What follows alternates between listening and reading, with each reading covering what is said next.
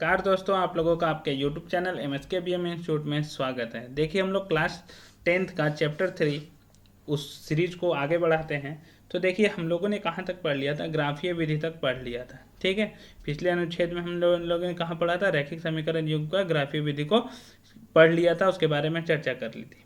लेकिन कभी कभी ऐसा होता है कि ग्राफीय विधि उस केस में सुविधाजनक नहीं हो पाती है जिस केस में हम लोग को कुछ ऐसे बिंदु मिलते हैं जिन्हें ग्राफ पर निर्देशित करना, मतलब ग्राफ पर प्लॉट करना बहुत डिफिकल्ट हो जाता है कि हम कहाँ पे उसको मार्क करेंगे। जैसे यहाँ पे दिया हुआ एग्जांपल में √3 और 2√7, सिर्फ -1.75, 3.3, 4/13, 1/19, इस तरह के बिंदु को पढ़ने में हम लोग से क्या हो सकता है, गलती हो सकता है। और वो ग्राफ में हम लोग एग्जैक्ट पोजीशन नहीं बता सकते हैं उसका कि वो कहाँ होगा और कहाँ नहीं होगा। इसलिए इस जो ग्राफीय विधि है, इसके अलावा भी कोई विधि है हम लोग के पास जिसके थ्रू हम क्या कर सकते हैं, इन सारे सवालों के आंसर दे सकते हैं और बिना ग्राफ के भी हम क्या कर सकते हैं, रैखिक समीकरण युग्म को हल कर सकते हैं। तो कुछ बीजगणितीय विधि है, उसके बारे में हम लोग चर्चा करेंगे। तो हम लोग के पास देखिए कौन कौन सी विधि है। पहला जो विधि है वो है प्रतिस्थापन विधि, जिसे हम लोग क्या बोलते हैं, सब्स्टिट्यूशन मेथड। दूसरा विधि जो हम लोग के पास है वो है विलोपन विधि, जिसे हम बोलते हैं एलिमिनेशन मेथड। एक विधि हम लोग के पास वज्र गुणन विधि, जिसे हम बोलते हैं क्रॉस मल्टीप्लिकेशन मेथड। देखिए, प्रतिस्थापन विधि जो है, इसका एक और नाम है जिसको हम लोग बोलते हैं विस्थापन विधि। क्या बोलते हैं, विस्थापन विधि, विस्थापन विधि बोलते हैं हम लोग इसे। ये चीज ध्यान में रखिएगा आप लोग, इसे हम लोग क्या बोलते हैं, एक विस्थापन विधि भी बोलते हैं। ठीक है, प्रतिस्थापन या फिर विस्थापन विधि, विलोपन विधि और वज्र गुणन विधि, ये हम लोग के पास 3 है। लेकिन आज के जो लेक्चर है उसमें हम लोग सिर्फ प्रतिस्थापन विधि को डिस्कस करेंगे और उससे रिलेटेड कुछ सवाल बनाएंगे। ठीक है, तो हम लोग आगे बढ़ते हैं प्रतिस्थापन विधि से। तो इसका नाम देखिए, सबसे पहले प्रतिस्थापन विधि क्यों बोलते हैं, विस्थापन क्यों बोलते हैं, क्योंकि हम लोग इस विधि में क्या करते हैं कि किसी एक के जो वैल्यू होता है, मतलब जैसे x मेरा चर है और y जो मेरा चर है, उसको x को हम या तो y के टर्म में लिखते हैं या फिर y को x के टर्म में लिखने की कोशिश करते हैं। मतलब देखिए, यहाँ पे हम लोग के पास 2 इक्वेशन दिया गया, 2 समीकरण दिया गया। तो किसी एक समीकरण से जिसमें हमको आसानी हो, वहां से हम क्या करेंगे, या तो x बराबर निकाल लेंगे वैल्यू या फिर y बराबर निकाल लेंगे हम लोग वैल्यू। तो देखिए, सबसे पहला पहला क्वेश्चन है, तो इसमें हम दोनों मेथड से आपको बताते हैं। अब ध्यान दीजिएगा अच्छे से, यहाँ पे हमने क्या किया, जैसे हमारे पास दिया गया पहला जो समीकरण दिया गया 7x - 15y बराबर 2 दिया गया है। ठीक है, तो यहाँ से हम लोग क्या करते हैं कि यहाँ से हम लोग y निकालते हैं। तो y यदि हम लोग निकालते हैं, या फिर आप x भी निकाल सकते हैं, x को y के फॉर्म में निकालते हैं। ठीक है, तो 7x बराबर क्या हो जाएगा हम लोग के पास, देखिए 2 पहले से था और 15y उधर जाएगा तो प्लस हो जाएगा, तो प्लस 15y हो जाएगा। ये 7x है, तो x बराबर कितना आ जाएगा हम लोग के पास, देखिए हो जाएगा 2 + 15y डिवाइडेड बाय 7। ये हो गया x बराबर, इसे हम मान लेते हैं समीकरण 3। इसे हम क्या मान लेते हैं, समीकरण 3। अब ये जो समीकरण x का जो वैल्यू आया, ये जो हमारा x का जो वैल्यू आया, इसे हम लोग क्या करेंगे, इसमें पुट कर देंगे। जो समीकरण दिया गया है, अगला जो समीकरण दिया गया उसमें हम इसको पुट कर देंगे। तो यहाँ पे हम लोग लिख देंगे x का मान समीकरण 2 में रखने पर, x का मान समीकरण 2 में रखने पर, तो समीकरण 2 में रखने पर, तो देखिए समीकरण 2 क्या है हम लोग के पास, यहाँ पे यदि हम लोग देखते हैं तो हम लोग के पास दिया गया समीकरण 2 x + 2y बराबर 3। x के जगह हम लोग रखते हैं 2 + 15y डिवाइडेड बाय 7 + 2y बराबर 3। ठीक है, अब इसको हम लोग को सॉल्व करना है। तो देखिए, अब हम लोग सॉल्व करेंगे तो नीचे में कुछ नहीं है, 1 है, तो हम क्या करेंगे, एलसीएम लेंगे 7। या फिर आप लोगों को एक चीज़ बताता हूँ कि जो नीचे दिख रहा है 7 दिख रहा है, 7 से सब में मल्टीप्लाई कर दीजिए, आपको एलसीएम लेने का कोई झंझट नहीं रहेगा। देखिए, सवाल आसानी से सॉल्व हो जाएगा। मैं इसे थोड़ा सा मिटा देता हूँ, आप लोग लिख लीजिएगा कॉपी में, ध्यान रखिएगा। तो उसके बाद मैं इसे सॉल्व करता हूँ। ठीक है, समीकरण 2 में रखने पर लिखा हुआ था, यहाँ पे क्या लिखा हुआ था जिससे मैं मिटाया, वो लिखा था रखने पर। तो देखिए, यहाँ पे हमने क्या किया, 7 था तो 7 से सब में मल्टीप्लाई कर दिए। नीचे 7 है, यहाँ पे 1 है और यहाँ पे भी कुछ नहीं है, 1 है, तो नीचे में 7, 1 और 1 दिया हुआ है। तो यदि हम लोग का हर में जो दिया हुआ उसका हम लोग क्या ले लेंगे, लॉस ऑफ ले लेंगे, एलसीएम ले लेंगे और उससे सब में मल्टीप्लाई कर देंगे। तो नीचे 7 था तो 7 से हम लोग ने मल्टीप्लाई किया तो हम लोग के पास आया 2 + 15y डिवाइडेड बाई 7। यहाँ पे हम लोग का क्या हुआ, 7 का मल्टीप्लिकेशन हुआ 2y के साथ और यहाँ पे हम लोग का 3 का मल्टीप्लिकेशन हुआ 7 के साथ। तो यहाँ ध्यान दीजिए आप लोग का, यहाँ पे ये 7 और 7 कैंसिल आउट हो गया। यहाँ पे हम लोग के पास बचा 2 + 15y प्लस 7 का 2y के साथ मल्टीप्लिकेशन होगा तो 14y बराबर कितना हो गया, 21। कितना हो गया, 21, 21 हो गया। अब इसको हम लोग सॉल्व करेंगे तो हम लोगों के पास कितना आएगा, देखिए 2 तो 2 है और 15y और 14y दोनों आपस में क्या हो जाएंगे, ऐड हो जाएंगे। 15y + 14y दोनों आपस में क्या होंगे, ऐड होंगे। तो इसको हम लोग ऐड करते हैं तो देखिए हम लोग के पास क्या आएगा, हम लोग के पास 2 + 15 + 14 हो गया, 15 14 29y बराबर कितना हो गया, 21। कितना हो गया, 21 दिया हुआ था ना, देखिए 21। अब यहाँ से हम लोग y निकाल लेते हैं तो देखिए 29y बराबर कितना हो जाएगा, 21 - 2। 21 - 2 कितना होता है हम लोग के पास, 19। तो y बराबर कितना हो गया हम लोग के पास, 19/29, क्योंकि 29 इधर गुना में था तो इधर जाएगा तो भागा में हो जाएगा। अब y बराबर आ गया 19/29। अब y बराबर 19/29 जो लिखा हुआ है हम लोग को, उसको किस में रखना पड़ेगा, समीकरण 3 में। ठीक है, 1 और 2 में नहीं रखेंगे, समीकरण 3 में रखने पर। तो समीकरण 3 क्या है हम लोग के पास, देखिए समीकरण 3 है हम लोग के पास x बराबर 2 + 15y डिवाइडेड बाई 7। x बराबर क्या है, 2 + 15y डिवाइडेड बाई 7, ये हम लोग के पास। तो देखिए हम लोग के पास कितना आ जाएगा, 2 + 15 y की जगह कितना, 19/29 बटा कितना है, 7। यहाँ पे देखिए कुछ नहीं है तो 1 है, तो एलसीएम हम लोग लेंगे ऊपर में। तो एलसीएम ऊपर में कितना आएगा, 29 आएगा। 1 और 29 का एलसीएम 29। अब 1 से भागा देंगे हम लोग 29 में तो 29, फिर 29 का गुना करेंगे 2 में तो कितना हो जाएगा, 58। कितना हो जाएगा, 58 हो जाएगा हम लोग का। प्लस ये 29 है, 29 से 29 में भागा देंगे तो 29 रहेगा, तो यहाँ पे कितना हो जाएगा, 15 × 19 और नीचे में डिवाइडेड बाई कितना दिया हुआ है, 7। अब इसको यदि हम लोग सॉल्व करें तो 15 × 19 होगा। तो 15 × 19 कितना होता है, 15 × 9 135 और 15 कितना हो जाएगा हम लोग के पास, यहाँ पर जाएगा 5 5 3 8 और 2 285 और 58 ऐड होगा उसमें।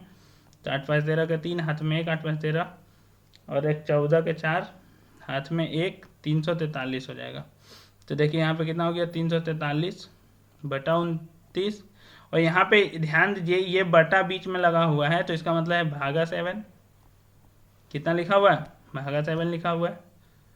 तो इसको हम लोग क्या करेंगे, अब इसको देखिए इधर हम लोग सॉल्व कर रहे हैं, इधर तो हम लोग क्या करेंगे, ये भागा में दिया हुआ है तो भागा 7 के नीचे कुछ नहीं है मतलब 1, तो ये किस में चेंज हो जाएगा, गुना में चेंज हो जाएगा। तो गुना में चेंज होगा तो 1/7 हो जाएगा।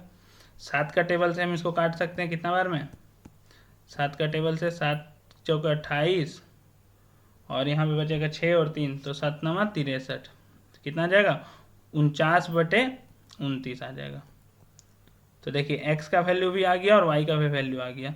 तो हम लोग यहाँ से क्या बोल सकते हैं कि x बराबर कितना हो गया हम लोग के पास, देखिए लास्ट में हम लोग आंसर लिख देंगे, लास्ट में एक बॉक्स बनाते हुए x बराबर 49/29 और y बराबर कितना, 19/29।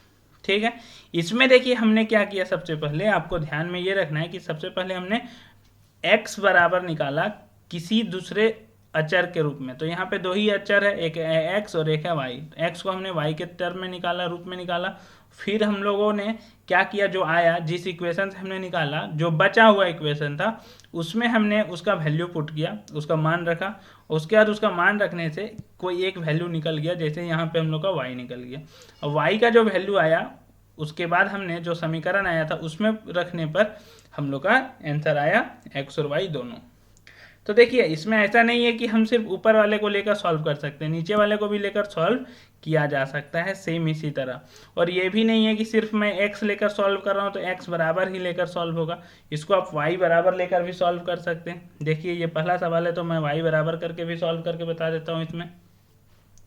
अब टेंशन मत लीजिएगा कि एक इक्वेशन लेना है या दूसरा, किसी भी इक्वेशन को लेकर आप कर सकते हैं जिसमें आपको लगे कि कैलकुलेशन आसान हो, उसको लेकर हम लोग सॉल्व कर सकते हैं और x बराबर y बराबर किसी का भी वैल्यू को निकाल सकते हैं बहुत ही आसान तरीका से। देखिएगा इसमें भी हम लोग निकालते हैं। देखिए आंसर आपको लगेगा कि तो दोनों तो सेम आंसर आ रहा है, हाँ आंसर सेम ही आएगा हम लोगों के पास। देखिए नीचे वाला इक्वेशन थोड़ा सा कम कैलकुलेशन वाला लग रहा है, तो नीचे वाला जो समीकरण दिया हुआ है उसको हम लोग उठाते हैं। तो देखिए x प्लस 2y बराबर 3 दिया हुआ है, x प्लस 2y बराबर कितना दिया हुआ है 3। देखिए पिछला केस में हम x बराबर निकाले थे y के टर्म में, इस बार हम कोशिश करते हैं, हम आपको ये भी बताना चाहते हैं कि हम y बराबर भी निकाल सकते हैं x के रूप में। तो 2y बराबर इतना हो गया, तो यहाँ से आगे हम लोग के पास y बराबर 3 माइनस एक्स डिवाइडेड बाय 2, इसे क्या बोलेंगे हम लोग इक्वेशन 3। इसका मान किस में रखेंगे y का मान। तो देखिए आप किसको लेकर सॉल्व कर रहे थे, समीकरण 2 को लेकर सॉल्व कर रहे थे, तो समीकरण 2 के अलावा जो बचा हुआ उसमें हम लोग रखेंगे। तो क्या बचा हुआ हम लोग के पास समीकरण 1, तो y का मान समीकरण 1 में रखने पर, किस में रखना है समीकरण 1 में रखने पर। अब समीकरण 1 जो है उसमें हम लोग रखते हैं y का मान। तो समीकरण 1 दिया हुआ हम लोग के पास, देखिए 7x माइनस 15y बराबर 2। तो यहाँ पे हम लोग को रखना है इसका मान y का, तो y का मान कितना है 3 माइनस एक्स डिवाइडेड बाय 2 बराबर कितना 2। मैंने क्या कहा था, देखिए एलसीएम से बचना हो तो आप पहले देख लीजिए कि डिवाइडेड में क्या दिया हुआ है। तो यहाँ देखिए 2 है, यहाँ 1 है और यहाँ 1 है, तो 2, 1 और 1 का आप एलसीएम ले लीजिए जिसको हम लोग बोलते हैं लसा, और लसा लेने के बाद उसी से सब में मल्टीप्लाई कर दीजिए। तो 2, 1 और 1 का कितना आएगा 2 आएगा, तो 7x को 2 से मल्टीप्लाई माइनस 15 इंटू 2 होगा और 3 माइनस एक्स बाई 2 पहले से है, और इधर हम लोग बस 2 इंटू 2 हो जाएगा। ठीक है, तो ये 2 से 2 कैंसिल आउट, यहाँ पे देखिए कितना बचा हम लोग का 14x माइनस 15 और यहाँ पे बचा हम लोग का 3 माइनस एक्स बराबर इधर कितना बचा 2 इंटू 2 कितना हुआ 4, 2 इंटू 2 कितना हुआ 4। अब इसको देखिए यहाँ पे ध्यान दीजिएगा आप लोग, यहाँ पे होगा 14x माइनस, यहाँ पे ध्यान दीजिए पहले इस 15 गुना इसके साथ होगा और माइनस साइन लगा हुआ तो माइनस 45। अब यहाँ पे ध्यान दीजिए इसका इसके साथ गुना होगा, लेकिन यहाँ पे भी माइनस लगा हुआ है और यहाँ पे भी माइनस, तो माइनस माइनस क्या हो जाएगा प्लस और 15x हो जाएगा। 15 का गुना x के साथ 15x बराबर कितना हो गया 4। अब देखिए 14x और 15x दोनों मिल के कितने बन जाएंगे 29x बन जाएंगे। कितने बन जाएंगे 29x। तो देखिए यहाँ पे 29x। अब हम लोग के पास देखिए यहाँ पे माइनस 45 दिया हुआ है, तो बराबर के उधर जाएगा तो क्या हो जाएगा प्लस 45। तो पहले से 4 था और प्लस 45 हो जाएगा तो कितना हो जाएगा 49 हो जाएगा। तो देखिए एक्स और आर कितना आ गया हम लोग के पास 49/29, एक्स और 49/29 आ गया। अब इसी x का मान रखेंगे हम लोग, अब यहाँ से जो x का मान आया उसको कहाँ रखेंगे हम लोग समीकरण 3 में। किस में रखेंगे समीकरण 3 में। समीकरण 3 क्या है हम लोगों के पास, देखिए समीकरण 3 जो है हम लोगों के पास वो है हम लोग के पास y बराबर 3 माइनस एक्स बाई 2, y बराबर 3 माइनस एक्स बाई 2। तो 3 माइनस 49/29/2, यहाँ पे एलसीएम लेंगे हम लोग, तो एलसीएम होगा 29, 29 गुना 3 हो जाएगा 87 माइनस 49/2। अब इसको यदि हम लोग घटाते हैं तो देखिए कितना होगा 17 में से 87 में से 49 को घटाना है हम लोग को, तो कितना होगा 17 में से 9 जाएगा तो 8 और 7 में से 4 जाएगा तो 3, 38/29। और भागा 2 लिखा हुआ है, तो भागा 2 जो है वो गुना में चेंज हो जाएगा, तो 38/29 गुना 1/2, तो 2 का पहाड़ा से ये कट जाएगा कितना बार 19 बार में, तो y कितना आ गया 19/29। तो हम लोग का जो मान आ गया वो आ गया x बराबर 49/29 और y बराबर कितना आ गया 19/29। आपको ध्यान यदि होगा तो आप याद कीजिए कि पहला जो इक्वेशन है, मतलब पहला जो मेथड था उससे भी हमने सॉल्व किया था, तो x और y का यही मान आया था, x बराबर 49/29 और y बराबर 19/29। x बराबर कितना आया था 49/29 और y बराबर 19/29। यदि आपको मिलाना है तो आप एक बार पीछे जा सकते हैं और एक बार मिला सकते हैं कि यही मान आया था या नहीं आया था बैक जाके। अब इसी तरह का अब हम लोग आगे का सवाल करते हैं। तो देखिए हम लोग पहले बात करते हैं कि इस मेथड को हम लोग प्रतिस्थापन विधि क्यों बोलते हैं। तो इसलिए हम लोग बोलते हैं क्योंकि जो हम लोग का चर है, ठीक है, हमने एक चर का मान दूसरे चर के पद में व्यक्त करके, जैसे हम लोग क्या करते हैं x बराबर पहले निकाल लेते हैं या फिर y बराबर निकाल लेते हैं, उसको हम लोग क्या बोलते हैं समीकरण 3। उसको हम लोग क्या बोलते हैं समीकरण 3। दोनों में से कोई भी निकालते हैं हम लोग। अब उसके बाद जो ये यहाँ से जो मान आता है उसको हम लोग क्या करते हैं प्रतिस्थापित कर देते हैं, मतलब उसको उसके जगह पे रख देते हैं हम लोग। अब हम लोग का जो अगला इक्वेशन था या तो 1 में या फिर 2 में, जिसमें भी रखना हो उसमें हम लोग रखते हैं। उसके बाद वहाँ से हम लोग x और y को कैलकुलेट करते हैं, जो हम लोग का चर है x और y। तो इसलिए हम लोग इस विधि को क्या बोलते हैं प्रतिस्थापन विधि, सब्स्टिट्यूशन मेथड। सब्स्टिट्यूट करते हैं हम लोग, क्या करते हैं सब्स्टिट्यूट। जैसे आप लोग जानते हैं सब्स्टिट्यूट करना मतलब उसके जगह पे आ जाना, तो हम x को उसके जगह पे पुट कर देते हैं या फिर y को उसके जगह पे पुट कर देते हैं, सब्स्टिट्यूट कर देते हैं, उसको हटा के उसके जगह पे लिखते हैं। इसलिए इस विधि को हम लोग क्या बोलते हैं प्रतिस्थापन विधि। अब हम लोग और क्वेश्चन देखते हैं। तो देखिए यहाँ पे क्वेश्चन क्या दिया गया, देखिए ये प्रश्नावली 3.1 का प्रश्न संख्या 1 है, उसको बताया गया है कि प्रतिस्थापन विधि से हल कर सकते हैं या नहीं। ये प्रश्नावली 3.1 है, तो उसमें जो क्वेश्चन दिया गया उसको हम लोग उस समीकरण को अभी हम सिर्फ ले रहे हैं, ठीक है। तो समीकरण देखिए क्या दिया गया है कि आफ्ताब है और उसकी पुत्री का आयु जो है, तो आफ्ताब की पुत्री को x मान लिया गया है और उसकी पुत्री का आयु को t मान लिया गया। उसके बाद वहाँ पे जो कंडीशन दिया गया था उस कंडीशन से डायरेक्ट क्या लिखा गया, वहाँ जो शर्त दिया गया था, स्थिति दिया गया था, उसको रैखिक समीकरण युग्म में बदलने का कोशिश किया गया। तो वहाँ से हम लोग बदलते हैं, तो x - 7 बराबर 7t - 7 t - 7 ब्रैकेट में आता है और सेम उसी तरह यहाँ आता है। तो जब हम लोग इसको सॉल्व करते हैं तो s - 7t + 42 बराबर 0 और s - 3t बराबर 6 आता है। अब बात आता है कि ये यहाँ पे कितना आया, तो पहले तो मैं ये बता दूँ कि इसको इस फॉर्म में किस तरह से लिखा गया। तो देखिए s - 7 था बराबर 7 का मल्टीप्लिकेशन होगा इसके साथ, तो 7t होगा और फिर 7 का 7 के साथ होगा तो -49 हो जाएगा।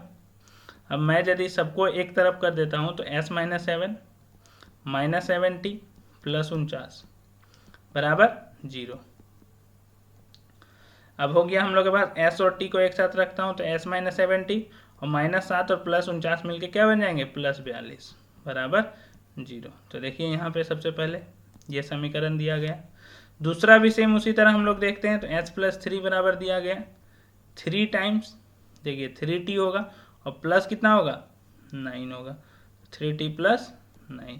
तो इसको भी यदि हम लोग करना चाहेंगे तो s - 3t, t को इधर लेके आ गए और नंबर को उधर लेके चल गए, तो s - 3t बराबर कितना हो गया 6 हो गया। तो सबसे पहले तो हम लोग का समीकरण किस तरह से आया ये पता चल गया। अब हम लोग इसको सॉल्व करते हैं प्रतिस्थापन विधि से। तो जैसा कि हमने सीखा कि प्रतिस्थापन विधि क्या करता है कि किसी एक का वैल्यू, किसी एक का मान निकाल के हम लोग किसी दूसरा में पुट कर देते हैं। तो यहाँ से जो आपको आसान लगे उसका, तो हम लोगों को जहाँ से आसानी होगा उसमें से किसी भी एक समीकरण को यूज करके हम लोग कर सकते हैं। तो देखिए ये थोड़ा आसान लग रहा है, तो मैं दूसरा इक्वेशन लेता हूँ s - 3t बराबर 6। तो यहाँ से मैं s का वैल्यू निकाल लेता हूँ, हम s का भी निकाल सकता हूँ t का भी निकाल सकता हूँ। तो यहाँ से हमको आसानी से दिख रहा है कि s बराबर आ जाएगा 6 + 3t। तो s बराबर 6 + 3t आ गया, इसे मैं क्या बोल देता हूँ समीकरण 3 बोल देता हूँ। और s का मान मैं बोल देता हूँ कि s का मान समीकरण किस में रखने पर, 2 में तो रख नहीं सकता हूँ क्योंकि 2 से ही तो मैंने लाया समीकरण 3, तो किस में रखना पड़ेगा 1 में रखना पड़ेगा। तो s का मान समीकरण 1 में रखने पर, तो मैं समीकरण 1 में रखता हूँ। तो देखिए यहाँ पे रखूँगा हम लोग तो क्या होगा हम लोगों के पास, देखिए हम लोग के पास क्या दिया हुआ है s - 7t प्लस 42 बराबर 0। तो यहाँ पे हो गया s का वैल्यू हम लोग के पास हो गया 6 + 3t, s के जगह हमने रखा -70 प्लस 42 पहले से दिया हुआ हम लोग के पास बराबर 0। तो आप यहाँ पे ध्यान दीजिए, तो 42 और 6 मिलकर बन जाएंगे 48 और 3t - 70 मिलकर बन जाएंगे। देखिए 3t और -70 है तो प्लस और माइनस है, तो हम क्या करेंगे घटाएंगे, और घटाएंगे तो घटेगा तो 4 आएगा, लेकिन साइन किसका रखेंगे 7 का, क्योंकि 7 बड़ा है तो उसके पहले माइनस लगा हुआ है, तो हम लोग का हो जाएगा -40। और इधर देखिए 42 और 6 मिलकर 48 होगा, तो बराबर को हो जाएगा, तो कितना हो जाएगा -48। तो देखिए t बराबर कितना हो जाएगा हम लोग के पास -48 बटे -4। अब देखिए ये माइनस और माइनस कट जाएंगे, 4 का पहाड़ा से इसको काटेंगे तो 12 आ जाएगा। तो t बराबर कितना आ जाएगा हम लोग का 12। अब t का मान हम लोग किस में रखेंगे, इसमें रखेंगे, फिर हम लोग अगले लाइन में लिखेंगे t का मान रखने पर। तो देखिए हम लोग यहाँ पे रखते हैं t बराबर 12 रखने पर, किस में t बराबर 12 समीकरण 3 में रखने पर, समीकरण 3 में रखने पर। तो समीकरण 3 में रखने पर क्या आएगा हम लोग के पास, देखिए तो s बराबर कितना दिया हम लोग के पास 6 + 3t, तो 6 + 3 × t का वैल्यू कितना है 12, तो 6 प्लस कितना हो जाएगा 12 × 3 कितना होता है 36, तो s बराबर हो जाएगा 42। तो s बराबर 42 और t बराबर कितना हो गया 12। तो s हम लोग किसको माने थे आफ्ताब का उम्र, तो आफ्ताब का उम्र कितना हो गया, लास्ट में हम लोग क्या लिखेंगे आफ्ताब का उम्र बराबर s बराबर 42 ईयर्स। देखिए यहाँ पे लास्ट में हम लोग क्या लिखेंगे, इस इक्वेशन को मैं मिटाता हूँ, लास्ट में हम लोग लिखेंगे कि आफ्ताब का उम्र, लास्ट में हम लोग को ये लिखना पड़ेगा जब हम लोग के पास इस तरह का क्वेश्चन दिया जाएगा कि उम्र कितना है, मूल्य कितना है, तो लास्ट में हम लोग को लिखना पड़ेगा कि आफ्ताब का आयु, आफ्ताब का आयु बराबर s का वैल्यू कितना आया 42 वर्ष, कितना वर्ष 42 वर्ष। और आफ्ताब की पुत्री का आयु, तो हम लोग लिखेंगे उसकी पुत्री का आयु, उसकी पुत्री की आयु होगा यहाँ पे, तो उसकी पुत्री की आयु कितनी हो जाएगी t, और t कितना है हम लोग के पास, तो t देखिए t का कितना है 12, तो 12 वर्ष हो जाएगा। इस तरह से हम लोग सवाल को बहुत ही आसान तरीके से सॉल्व कर सकते हैं। अब देखिए हम लोग के पास आगे और कुछ क्वेश्चन दिया गया है। देखिए ये अनुच्छेद 3.3 का उदाहरण 2 को लिया गया है, उसमें 2 पेंसिल और 3 रबड़ का मूल्य बताया गया था। तो देखिए हम लोग जो अभी सीरीज चला रहे हैं तो उसमें जो चैप्टर वाइज बता रहे हैं, तो उसमें हम लोग उदाहरण जरूर ले रहे हैं। तो आप यदि नहीं देखे हैं तो आप इस उदाहरण को भी देख सकते हैं। वैसे मैं यहाँ पे भी बता देता हूँ एक बार। देखिए 2 पेंसिल और 3 रबड़ का मूल्य 9 रुपया दिया गया है, और 4 पेंसिल और 6 रबड़ का मूल्य 18 रुपया दिया गया है। तो प्रत्येक पेंसिल और प्रत्येक रबड़ का मूल्य ज्ञात कीजिए। तो प्रत्येक पेंसिल का मूल्य मैं मान लेता हूँ x रुपया, पेंसिल का मूल्य कितना मान लेता हूँ x रुपया, माना कि वहाँ लिखना पड़ेगा, माना कि एक पेंसिल का मूल्य बराबर x रुपया। सेम उसी तरह हम लोग क्या करेंगे, रबड़ का मूल्य कितना मान लेंगे y रुपया। अब ध्यान दीजिए ये एक पेंसिल का मूल्य है, ठीक है, तो 2 पेंसिल का मूल्य कितना होगा 2x होगा, प्लस 3 रबड़ का मूल्य कितना हो जाएगा, ये एक रबड़ का मूल्य है तो 3 रबड़ का कितना हो जाएगा 3y, क्योंकि मल्टीप्लाई होगा 3 × y होगा, तो 3y होगा। ये मिला के कितना रुपया है मेरे पास 9, तो 2x + 3y बराबर 9। तो देखिए वही समीकरण दिया गया। सेम उसी तरह 4 पेंसिल का दाम कितना हो जाएगा 4x, और 6 रबड़ का मूल्य कितना हो जाएगा 6y बराबर कितना हो जाएगा 18। तो देखिए यहाँ पे 18 दिया गया है। तो पूछा जा रहा है प्रत्येक पेंसिल और रबड़ का मूल्य ज्ञात कीजिए। तो देखिए हम लोग इसको सॉल्व करते हैं। तो जैसा कि हम लोग जानते हैं किसी को भी सॉल्व कर सकते हैं, तो 2x बराबर क्या आ जाएगा 9 - 3y, 2x बराबर कितना आ जाएगा 9 - 3y। पहला को मैं सॉल्व कर रहा हूँ यहाँ से, ठीक है। तो x बराबर कितना हो गया हम लोग के पास 9 - 3y/2, x बराबर इतना हो गया, इसे मैं समीकरण 3 मानता हूँ। और सेम उसी तरह x का मान समीकरण 3 में रखने पर यहाँ पर लिखना पड़ेगा x का मान समीकरण नहीं, x का मान तो आया, तो समीकरण किस में रखेंगे, ये हम लोग 3 में नहीं 2 में रखेंगे। तो 2 में रखने पर, तो देखिए अब हम लोग 2 पे रखते हैं इसको, तो 2 में रखना चाहेंगे हम लोग। तो 2 इक्वेशन क्या दिया हुआ 4x + 6y बराबर दिया हुआ 18। तो x के जगह हम लोग रखते हैं, तो x के जगह रखेंगे हम लोग तो कितना होगा 9 minus 3y divided by 2 plus 6y बराबर 18। तो देखिए हर केस में मैं क्या बोलता था, एलसीएम ले लो और उसको सॉल्व कर दो। देखिए यहाँ पे एलसीएम लेने का क्यों जरूरत नहीं पड़ेगा, क्योंकि ये 2 का टेबल से ये कट जा रहा है 2 बार में। तो देखिए अब ये 2 बचा, 2 का मल्टीप्लिकेशन होगा 9 के साथ तो होगा 18, फिर 2 का मल्टीप्लिकेशन इसके साथ होगा तो होगा माइनस 6y और प्लस 6y बराबर 18। ध्यान दीजिए तो ये और ये कैंसिल आउट हो जाएगा, तो 18 बराबर 18, मतलब बेसिकली 1 बराबर 1 आ रहा है यहाँ पे। तो देखिए ऐसा क्यों हो रहा है, आप गौर कीजिए कि ये तो हमेशा होगा, यहाँ से हम लोग का y का मान आ ही नहीं पा रहा है। तो y का मान इसलिए नहीं आ पा रहा है, तो y का मान आएगा नहीं तो x का कोई मान आएगा ही नहीं। यहाँ पे आप समझिएगा, यदि y का कोई मान नहीं आ पा रहा है एग्जैक्ट, तो x का तो मान एग्जैक्ट नहीं आ पाएगा ना, कोई निश्चित वैल्यू तो नहीं आ पाएगा ना, जिसे हम लोग बोलते हैं अद्वितीय हल। तो ऐसा इसलिए नहीं हो पा रहा है, जब आप दोनों को ध्यान से देखिएगा इस दोनों समीकरण को, तो आपको पता चलेगा कि दोनों समीकरण बेसिकली क्या है, समपाती हैं। इनका जो रेखा जब हम लोग बनाएंगे तो समपाती है। क्यों समपाती है, ऊपर वाला को आप देखिए ध्यान से, ऊपर वाले में यदि आप 2 से मल्टीप्लाई कर दीजिएगा, देखिए ऊपर वाले में यदि आप 2 से मल्टीप्लाई कर देते हैं तो ये क्या बन जाएगा 4x प्लस 6y बराबर कितना हो जाएगा 18। नीचे भी वही चीज़ लिखा हुआ है।